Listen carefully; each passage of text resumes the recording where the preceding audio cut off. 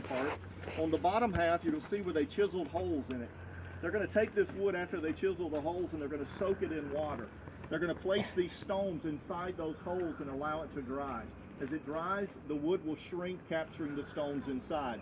Then you're going to take, as you flip it over, you'll have a double yoke here at the top, and you're going to hook it to a couple of oxen or a couple of donkeys or a couple of kids, whatever you have laying around. You're going to let the kids ride on the back. So you're going to hook it to a couple of oxen, your kids or whoever will get on the back of it, and as it pulls around, the hoof prints of the oxen are actually going to crush the head of the wheat.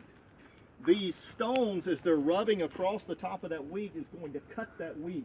You're then going to take a winnowing fan, later referred to as a winnowing fork, but back in biblical days referred to as a winnowing fan.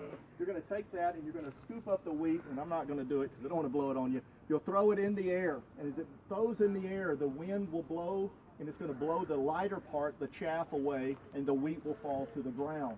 You're going to gather up the wheat. You're going to take a sifter like the one behind you, a sieve, and you're going to sift the wheat, trying to get out the rest of the particles, getting all that wheat out, getting it ready to take it to be ground. Now, if you'll remember, throughout the Word of God, when you see the picture of the threshing floor, it's always a picture of judgment, God's divine judgment upon the world. Now, matter of fact, when John the Baptist is talking about Jesus, he talks about Jesus and he uses the analogy here of the threshing floor. And it says, whose fan is in his hand, and he will thoroughly purge his floor. That's the picture of separating the wheat and the chaff of what will take place later in the last days. I'll remind you of another story. Remember the disciples and the Lord was walking through a cornfield one Sabbath day, and the Pharisees asked him, why are you walking through a cornfield on the Sabbath?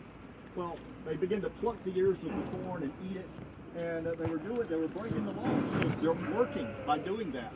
But even in the Mishnaic writings, they said you cannot even walk through a field on the Sabbath day. I mean, what if you're walking through a field on the Sabbath and your feet step on, say, wheat, and you step on the wheat, your shoes break the head of the wheat, and then your garment works like a fan and it picks it up and throws it in the air and you separate the wheat from the chaff. You're winnowing, you're working. I mean, come on, you got 6 days to walk through a field. Do it on one of those days. Don't do it on the Sabbath. Well, follow me, we'll hit the